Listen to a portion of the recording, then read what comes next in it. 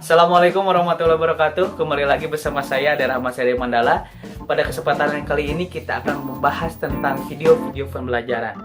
Silahkan menyaksikan video saya. Check it out.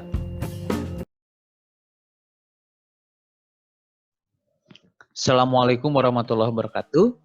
Alhamdulillah pada kesempatan kali ini kita dapat membahas tentang kajian-kajian ilmu logika ataupun mantik ini. Semoga pada bulan Ramadan yang suci ini ibadah saum kita diterima oleh Allah Subhanahu wa taala. Nah, pada pertemuan kali ini kita akan membahas tentang kalimat sebagai metode berpikir part 1 karena nanti ada part 2 karena ini akan dibagi menjadi 2 video. Nah, part 1 ini kita akan membahas tentang kalimat ataupun kodiah dan proposisi sebagai metode berpikir. Nanti akan membahas tentang pengertian dan ruang lingkupnya secara bagian sederhana ini. Langsung saja yang pertama, sebelum kita membahas macam-macam dari kodiah ini dan ruang lingkup dari kodiah ataupun kalimat ini, kita harus paham dulu tentang pengertian kalimat ataupun kodiah ataupun proposisi. Jadi yang kita pahami kodiah ini kalau dalam ilmu matematik disebut kodiah. Nah, kalau dalam ilmu logika disebutnya proposisi. Dan kalau dalam kata-kata sederhana kita adalah disebutnya kalimat. Nah, kalimat kodiah ataupun kalam ataupun proposisi ini adalah susunan kata-kata yang mempunyai pengertian dan mengandung kemungkinan benar atau salah dengan melihat kalimat itu sendiri tanpa melihat orang yang mengatakan. Jadi dari pengertian tersebut ada 3 poin yang dapat kita terima dari pengertian dari kalimat itu. Yang pertama, kalimat itu adalah susunan kata-kata yang mempunyai pengertian. Yang kedua, kalimat itu mengandung kemungkinan benar atau salah. Dan yang ketiga, kalimat itu kita harus melihat kalimat itu sendiri tanpa melihat orang yang mengatakan. Jadi susunan kalimatnya yang harus kita lihat, bukan orang yang mengatakan. Itu yang dapat kita ambil dari takrif ataupun pengertian kalimat. Yang kedua, kita akan membahas tentang macam-macam kalimat ataupun kodiah dalam ilmu mantik. Nah, kodiah ini dibagi menjadi 2 macam. Yang pertama ada disebut sebagai kodiah hamdiah dan yang kedua kodiah syartiyah. Dalam ilmu logika, kodiah hamdiah ini disebut sebagai categorical proposition ataupun kalimat secara kategori. Kodiah syartiyah adalah conditional proposition ataupun proposisi ataupun kalimat secara kondisional. Contoh ataupun pengertiannya dari kodiah hamdiah secara sederhana adalah kodiah ataupun kalimat tunggal yang terdiri dari satu pernyataan. Contohnya, hewan adalah makhluk hidup. Manusia adalah makhluk hidup, tumbuhan adalah makhluk hidup. Nah, yang kedua adalah kodiah syartiyah ataupun prosesi berdasarkan kondisinya. Nah, secara sederhana pengertiannya adalah kodiah ataupun kalimat majemuk yang mengandung lebih dari satu pernyataan atau terdiri dari beberapa kodiah hamdiah yang dihubungkan satu sama lainnya dengan kalimat ataupun kata penghubung. Jadi kodiah syartiyah ini kata majemuk yang mengandung dari satu pernyataan. Kalau tadi kodiah hamdiah satu pernyataan, kalau ini mengandung lebih dari satu pernyataan. Ataupun misalnya terdiri dari beberapa kodiah hamdiah yang dihubungkan. Jamuknya melalui apa? Melalui kata penghubung. Atau dalam ilmu mantik disebut sebagai robito. Contohnya, bila seorang mahasiswa rajin belajar, maka dia akan mendapatkan nilai yang memuaskan. Nah, kalimat yang pertama adalah bila seorang mahasiswa rajin belajar dan kalimat yang keduanya adalah dia akan mendapatkan nilai yang memuaskan. Ini kan mengandung lebih dari satu pernyataan. Ini ada 2 pernyataan. Nah, apa kalau kata penghubung yang menghubungkan satu sama lainnya? Itu adalah kata maka. Itu adalah secara sederhana kodiah hamdiah dan kodiah syartiyah. Sekarang kita akan bahas lebih mendalam tentang kodiah hamdiah. Nah, bagian-bagian dari kodiah hamdiah sebenarnya dibagi atas 3 bagian. Yang pertama pokok kalimat, yang kedua keterangan, yang ketiga adalah penghubung. Nah, pokok kalimat ini sering kita kenal sebagai subjek ataupun dalam ilmu mantik sebagai maudu. Nah, kalau keterangan itu sering disebut dalam ilmu mantik mahmul ataupun mahkum bihi dalam kaidah bahasa Arab. Ataupun penghubung ini dalam ilmu mantik sering disebut sebagai rabitoh. Nah, pokok kalimat secara sederhana artinya yang diberi hukum. Kalau dalam kaidah bahasa Arab sebagai mubtada ataupun fa'il ataupun pengganti fa'il. Nah, keterangan ataupun mahkum ataupun mahmul ini atau mahkum bihi ini artinya adalah yang memberi keterangan tentang subjek. Jadi yang memberi keterangan tentang subjek ini adalah keterangan. Lalu yang terakhir adalah penghubung ataupun rabitoh. Kata penghubung antara subjek dengan keterangan itu sebagai penghubung ataupun rabitoh. Ini bisa berupa kata beda maupun kata kerja. Nanti ada ialah, adalah, dan lain sebagainya. Kita langsung pada contoh biar kalian paham. Nah, contohnya adalah mahasiswi itu adalah cantik. Nah, mahasiswi itu sebagai subjek ataupun ma'udhu, adalah itu sebagai penghubung atau rabitoh, dan cantik sebagai keterangan dan itu secara sederhana dari qadhiyah hamliyah dan bagian-bagian. Namun ada beberapa catatan tentang qadhiyah hamliyah ini. Saya mencatatnya ada 3 catatan penting yang harus dipahami dari qadhiyah hamliyah. Yang pertama disebut sebagai judicial reaction, yang kedua disebut sebagai ternary, dan ketiga disebut sebagai binary. Yang pertama judicial reaction ataupun reaksi hukum terhadap qadhiyah hamliyah ini. Nah, judicial reaction ini adalah hubungan antara subjek dan keterangan adalah menunjukkan keharusan atau keterangan tersebut bagi subjek. Jadi hubungan antara subjek dan keterangan ini menunjukkan keharusan dan keterangan tersebut bagi subjek. Si cantik ini yang disebut sebagai keterangan ini merupakan keharusan atau keterangan tentang siapa? Tentang subjek tersebut adalah mahasiswi. Jadi keterangan sebagai mahasiswi itu siapa? Dia cantik. Itu adalah disebut sebagai judicial reaction. Nah, yang kedua ada disebut sebagai ternary. Dalam ilmu mantik disebut sebagai qadhiyah thulatsiyah. Jadi qadhiyah yang mengandung 3 unsur di atas ini disebutnya qadhiyah thulatsiyah. Nah, yang kedua ada sebagai qadhiyah tsunaiyah ataupun binary dalam ilmu logika. Nah, binary ini adalah ataupun qadhiyah tsunaiyah ini kadang-kadang penghubung dihilangkan, kadang-kadang penghubung ini dihilangkan. Karena apa? Karena sudah jelas misalnya subjek dan keterangan ataupun predikat. Tadi misalnya mahasiswi itu adalah cantik. Nah, ketika Anda menghilangkan kata penghubung ini, misalnya mahasiswa itu cantik, apakah merubah isi dari qadhiyah hamliyah ataupun kalimat tersebut atau tidak? Ya tidak. Maka dengan dihapusnya kata sambung ini tidak mengubah isi dari kalimat tersebut. Kalau dalam kaidah bahasa Indonesia itu pemborosan kata secara sederhana. Kita ambil secara sederhana misalnya. Itu adalah qadhiyah hamliyah dan bagian-bagian. Jadi seperti itu secara sederhana pengertian dari kalimat dan qadhiyah hamliyah. Kita langsung, sudah fokus ya? Kita langsung kepada bagian yang kedua, macam-macam qadhiyah hamliyah dalam pembagian. Jadi dalam pembagiannya qadhiyah hamliyah ini dibagi menjadi 3 bagian. Dan yang pertama berdasarkan kualitasnya, yang kedua berdasarkan kuantitasnya, dan nanti ada yang ketiga. Kita bahas dulu yang kedua ini. Yang pertama berdasarkan kualitasnya. Dalam ilmu mantik sebagai kaifiyah hamliyah. Kalau yang kedua berdasarkan kuantitasnya itu sebagai kamul qadhiyah. Nah, yang pertama berdasarkan kualitasnya itu ada 2 bagian. Yang pertama qadhiyah hamliyah mujabah ataupun qadhiyah hamliyah yang positif. Yang kedua qadhiyah hamliyah salibah ataupun qadhiyah hamliyah yang negatif. Nah, qadhiyah hamliyah mujabah ini secara sederhana berarti suatu keputusan berpikir dengan cara menetapkan berlakunya keterangan kepada subjek. Jadi keputusan berpikir Anda dengan apa? Dengan berlakunya keterangan terhadap ataupun kepada subjek. Misalnya Muhammad Rasulullah.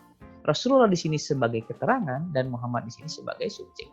Jadi keterangan di sini memberlakukan terhadap subjek tersebut, bahwa ya Rasulullah itu adalah menetapkan dirinya adalah Nabi Muhammad. Jadi cara menetapkan berlakunya keterangan kepada subjek itu qadhiyah hamliyah mujabah ataupun yang positif.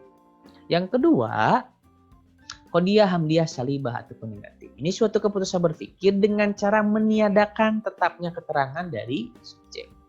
Misalnya Indonesia bukan negara maju. Negara maju ini sebagai keterangan dan Indonesia sebagai subjek. Sedangkan kata bukan menunjukkan ketiadaan tadi. Jadi kalau tadi adalah positif, ya benar Muhammad adalah Rasulullah. Dan Rasulullah itu adalah Muhammad. Ini kan berlakunya keterangan kepada subjek. Kalau ini dengan cara meniadakan tetapnya keterangan pada subjek. Jadi negara maju ini bukan keterangan negara maju ini bukanlah berlakunya terhadap subjek Indonesia. Jadi Indonesia bukan negara maju dalam kalimat ini karena ada tadi kata yang menunjukkan ketiadaan, yaitu kata apa? Kata bukan. Nah, yang kedua ini berdasarkan kuantitasnya ataupun kalau dalam ilmuantik sebagai kamul qodiyah. Nah, kamul qodiyah ini bagi menjadi dua bagian. Ada yang qodiyah hamliyah syakhsiyah, yang kedua ada qodiyah hamliyah mahmulah, dan yang ketiga qodiyah hamliyah masyhurah. Jadi ada 3 bagian. Yang pertama qodiyah hamliyah syakhsiyah ini adalah kalimat yang subjeknya berupa pribadi tertentu. Jadi karena syakhsiyah ini menunjukkan pribadi tertentu. Jadi subjeknya berupa pribadi tertentu. Misalnya Ade adalah dosen yang tampan. Ini fakta ya. Jadi Ade ini subjeknya menunjukkan pribadi tertentu, bukan dosen misalnya secara keseluruhan. Jadi disebutnya hamliyah syakhsiyah. Yang kedua, ini disebut sebagai qodiyah hamliyah mahmulah.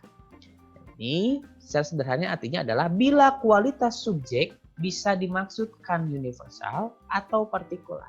Bisa dimaksudkan secara keseluruhan ataupun sebagian, tapi tidak disebutkan tentang apakah meliputi semua satuannya atau tidak. Jadi bisa bersifat universal ataupun partikular, tapi misalnya yang disebutkan itu tidak meliputi semua satuan atau tidak. Contohnya, orang Muslim itu membaca Al-Quran. Ini berarti yang dimasukkannya itu universal, berarti orang Muslim. Orang Muslim itu bisa universal, bisa juga partikular, bisa keseluruhan, bisa juga sebagian.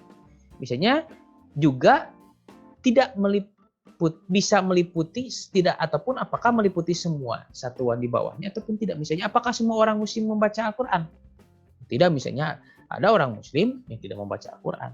Maka itu sebagai contoh dari qodiyah hamliyah mahmulah. Jadi Anda menentukan kuantitas subjek itu biasanya dimasukkan secara universal, secara keseluruhan ataupun sebagian, tapi tidak disebutkan meliputi satuan-satuannya ataupun tidak dari qodiyah hamliyah mahmulah. Dan yang ketiga adalah qodiyah hamliyah masyhurah. Nah, qodiyah hamliyah ini yang subjeknya tertentu. Jadi qodiyah hamliyah ini subjeknya tertentu. Kalau yang masyhurah ini subjeknya tertentu. Artinya mengandung keterangan tentang cakupan tidaknya satuan-satuan subjeknya. Jadi ini ada keterangan tentang cakupan atau ada cakupan atau tidaknya dari satuan-satuan subjeknya. Misalnya semua manusia berakal. Berarti manusia ini sebagai subjeknya, berarti semua manusia tidak tanpa kecuali, berarti mencakup satuan-satuan di bawahnya. Kalau yang kedua sebagian manusia terpelajar. Nah, di sini misalnya subjeknya sebagai manusia, berarti hanya sebagian manusia yang terpelajar. Berarti ada sebagiannya yang tidak terpelajar. Berarti ini tidak mencakup satuan-satuan di bawah. Jadi itu adalah qodiyah hamliyah masyhurah. Lalu yang terakhir, ini bisa berdasarkan kualitas subjek dan keterangan. Kalau berdasarkan kualitas subjek dan keterangannya, ini dibagi menjadi 4 bagian. Ada yang qodiyah hamliyah kulliyah. Nah, kulliyah ini bagi 2, ada yang mujabah dan syalibah. Yang kedua ada yang disebut sebagai qodiyah hamliyah juz'iyah mujabah dan qodiyah hamliyah juz'iyah syalibah. Ini yang ketiga dan keempat. Secara sederhana biar kalian paham, kalau qodiyah hamliyah kulliyah mujabah ini keseluruhan yang positif. Contoh, semua makhluk membutuhkan makanan. Ini keseluruhan kan? Ditandai dengan semua makhluk. Dan positif, tidak ada kata yang negatif. Jadi semua makhluk membutuhkan makanan. Yang kedua, qodiyah hamliyah kulliyah salibah. Ini ataupun keseluruhan yang negatif. Semua muslim tidak boleh memakan babi. Kalimat keseluruhannya mana? Kata keseluruhannya ataupun semua muslim. Kata yang menunjukkan negatifnya adalah tidak boleh memakan babi. Ini adalah keseluruhan yang positif dan keseluruhan yang negatif. Yang ketiga, itu qodiyah hamliyah juz'iyah mujabah ataupun sebagian yang positif. Contoh, sebagian orang Indonesia melakukan social distancing. Ini kata yang menunjukkan adalah sebagian orang Indonesia. Dan yang positifnya adalah melakukan social eksistensi. Kalau yang kedua, qadiyah hamzah juz'iyah salimah ini sebagian yang negatif. Misalnya sebagian makhluk hidup tidak bertelur. Jadi sebagian makhluk itu hidup itu tidak bertelur. Ini menunjukkan sebagian yang negatif. Sampai di sini bisa meren kata Kang Amin Anda memahami tentang macam-macam dari qadiyah hamzah. Maka kita akan berlanjut kepada pembahasan selanjutnya, yaitu kata-kata pembatas ataupun asur dalam ilmu mantik. Kalau dalam ilmu logis disebut sebagai wall. Bukan wall kain ya, tapi wall itu dinding. Dinding ini bisa diidentikan sebagai pembatas. Maka kata-kata pembatas bisa disebut sebagai asur, bisa disebut sebagai wall. Pada apa? Pada qadiyah hamzah dan macam-macamnya tadi. Di kata-kata pembatas itu ada beberapa kata-kata pembatas. Misalnya yang pertama, kata-kata pembatas yang keseluruhannya yang positif. Kata pembatas sebenarnya misalnya bentuknya segala, semua, seluruh, itu adalah kata pembatas yang keseluruhannya positif. Contoh, semua orang pasti berakal. Ini berarti semua. Ini kata pembatasnya keseluruhannya yang positif. Yang kedua, itu kata pembatas bagi keseluruhan yang negatif. Contohnya, tidak satu pun, tidak seorang pun. Misalnya contohnya, tidak seorang pun dari seorang miskin yang mempunyai mobil. Jadi tidak ada orang miskin satupun yang mempunyai mobil. Jangankan mobil, buat makan aja susah. Ya, itu kata pembatas yang keseluruhannya negatif. Yang ketiga, kata pembatas bagi sebagian yang positif. Jadi sebagian yang positif. Misalnya kata-kata sebagian, kebanyakan, sedikit, sebagian besar. Contohnya, sebagian besar orang Bali beragama. Tadi sebagian besar, tapi mungkin ada sebagian lawannya besar, misalnya sebagian kecil. Orang Bali ada yang beragama Islam, Kristen, Buddha, dan sebagainya. Nah, yang terakhir adalah kata pembatas bagi sebagian yang negatif. Misalnya contohnya, tidak setiap ataupun bukan sebagian. Itu kata pembatas bagi sebagian, tapi yang negatif. Kalau ini yang positif, ini yang negatif.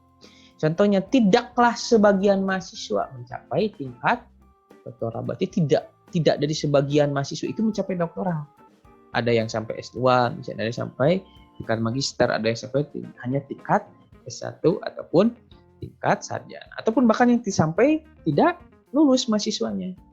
Nah, itu kata-kata pembatas dalam qadiyah hamzah dan macam-macam. Jadi sebelum kalian membuat kalimat ataupun qadiyah hamzah ini harus juga memahami tentang kata-kata pembatas. Lalu selanjutnya kita akan membahas tentang qadiyah syartiyah. Nah, qadiyah syartiyah ini tadi saya sampaikan sebagai conditional proposition ataupun kalimat secara kondisi. Nah, secara sederhana, hubungan beberapa qadiyah syartiyah ini tadi, hubungan beberapa qadiyah hamzah dengan satu alat penghubung. Tadi ya, hubungan beberapa qadiyah hamzah dengan satu alat penghubung.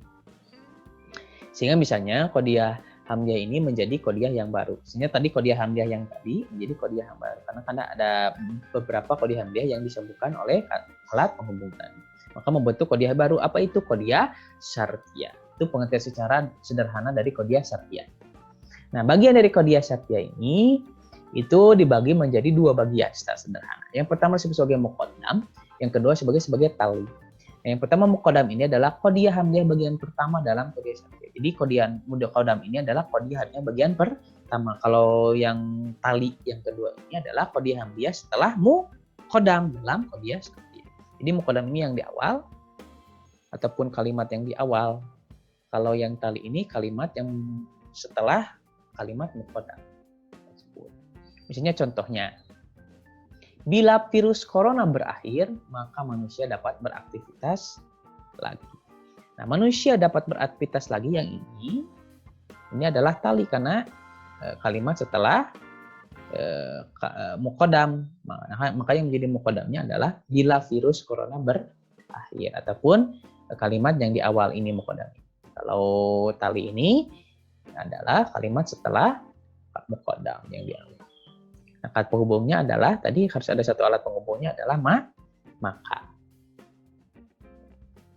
Nah, qadiyah syartiyah ini bisa dibagi menjadi beberapa bagian juga dan kita bisa lihat dari beberapa segi. Yang pertama bisa dilihat dari segi hubungan mukodam dengan tali. Ini bisa dilihat dari segi hubungan mukodam dengan tali. Nah, yang pertama ada sebagai qadiyah syartiyah muttasilah. Jadi, apa itu qadiyah syartiyah muttasilah? Itu bila hubungan mukodam dan tali bersifat hubungan sebab, akibat, ataupun saling memastikan. Contohnya, siapa yang menanam pasti akan memanen. Jadi ada akibatnya. Jadi siapa yang menanam pasti akan memanen. Itu adalah qadiyah syartiyah muttasilah. Jadi ada hubungan antara mukodam dengan tali ini, ada hubungan sebab akibat ataupun saling memastikan satu sama lain. Itu qadiyah syartiyah muttasilah. Yang kedua, qadiyah syartiyah munfasilah. Nah, ini secara sederhana artinya bila hubungan antara mukodam dan tali ini bersifat pertentangan satu sama lain ataupun saya sebut sebagai hubungan alternatif. Ini misalnya hubungan mukodam dengan talinya tadi ini bersifat pertentangan ataupun misalnya hubungan alternatif. Misalnya ada kalanya pohon itu berbuah, ada kalanya juga pohon itu tidak berbuah. Itu adalah contoh qadiyah syartiyah munfasilah. Kan tadi kan ada kalanya berbuah dan ada kalanya tidak berbuah. Lalu yang selanjutnya bisa dilihat juga dari segi kualitasnya. Kalau tadi dari segi hubungannya apakah sebab akibat ataupun hubungannya pertentangan ataupun hubungan alternatif. Kalau ini dari segi kualitasnya. Jadi kualitasnya bisa dilihat menjadi dua juga. Ada yang disebut sebagai qadiyah syartiyah muttasilah yang mujabah. Yang kedua qadiyah syartiyah muttasilah salibah. Di qadiyah syartiyah muttasilah yang positif dan qadiyah syartiyah muttasilah yang negatif. Yang pertama yang positif. Artinya menunjukkan keharusan akan adanya mukodam dan tali ini baik keduanya positif atau negatif atau satunya positif dan lainnya negatif. Misalnya, ini keharusan akan adanya mukodam dan tali ini dua-duanya bisa positif atau dua-duanya bisa negatif atau misalnya salah satunya positif ataupun salah satunya negatif. Itu misalnya contohnya, bila logam itu emas, maka harganya mahal. Nah, ini dua-duanya misalnya contoh yang positif, baik dua-duanya positif. Nah tadi, bila logam itu emas, maka harganya ya mahal. Itu yang positif. Yang kedua, ini qadiyah syartiyah muttasilah salibah. Sesederhana artinya mengandung pengertian tidak adanya keharusan hubungan mukodam dengan tali. Kalau tadi harus ada keharusan, kalau ini tidak ada keharusan antara mukodam dengan tali. Atau tidak adanya hubungan dengan mukodam dan tali. Jadi harus ada hubungan antara mukodam dan tali. Baik keduanya positif ataupun negatif, ataupun misalnya satunya positif, satunya negatif. Misalnya contohnya, tidaklah bila cuaca cerah, orang-orang tidak akan berangkat keluar rumah. Jadi tidaklah bila cuaca cerah, orang-orang tidak akan berangkat keluar rumah. Misalnya kalau cuaca cerah juga, misalnya orang-orang tetap tidak akan keluar rumah kalau tidak ada keperluan. Secara sederhananya gitu. Jadi misalnya ini tidak ada keharusan mukodam, ada hubungannya mukodam dengan tali. Tidak ada hubungannya cuaca cerah dengan berangkat keluar rumah. Jadi tidak ada hubungannya mukodam dengan tali. Tapi misalnya tadi bisa keduanya positif ataupun keduanya negatif, atau misalnya salah satunya negatif, salah satunya positif. Kalau ini misalnya keduanya adalah negatif. Itu adalah qadiyah syartiyah muttasilah salibah. Ataupun berdasarkan segi hubungannya dari mukodam dan tali ataupun segi kualitasnya antara hubungan mukodam dengan tali. Nah, yang selanjutnya itu bisa dilihat dari segi situasi dan waktunya mukodam dan tali. Nah, berdasarkan dari segi situasi dan kondisi atau sikonnya itu menjadi tiga bagian. Yang pertama qadiyah syartiyah muttasilah mahsusah. Artinya apa? Artinya bila ada atau tidak adanya hubungan mukodam dengan tali tergantung kepada situasi dan waktu. Jadi hubungan antara mukodam dan tali ini tergantung kepada sikon ataupun situasi dan waktu tertentu. Contoh, bila pembayaran rumah telah lunas, maka diperbolehkan untuk menepati. Ini berhubungan dengan situasi dan waktu. Misalnya, bila pembayaran rumah lunas, maka diperbolehkan untuk menepatinya. Artinya ini kan tergantung situasi dan waktu. Situasinya ketika Anda boleh menempati rumah tersebut ketika uangnya lunas. Kalau uangnya belum lunas, berarti Anda tidak boleh menempati rumah tersebut. Berarti berdasarkan situasi ataupun waktu tertentu di sini. Situasinya misalnya bila bayarannya sudah lunas waktunya, maka akan bisa menempatinya. Jadi itu berdasarkan situasi dan waktu tertentu. Itu sebagai qadiyah syartiyah mutasilah mahsusah. Yang kedua adalah qadiyah syartiyah mutasilah kulliyah. Kalau kita bicara kulli, artinya berarti keseluruhan. Bila artinya bila atau tidak ada hubungan muqaddam dan tali terjadi pada setiap waktu dan situasi. Jadi bila atau tidak adanya hubungan muqaddam dengan tali ini terjadi pada setiap waktu ataupun situasi tertentu. Tapi ini biasanya bersifat menyeluruh. Contohnya kan ada kalimat kuliah. Nah, contohnya misalnya apabila setiap bangsa Indonesia menghayati ajaran agamanya masing-masing, pasti kerukunan sosial antar umat beragama akan terpelihara. Ini biasanya bersifatnya menyeluruh.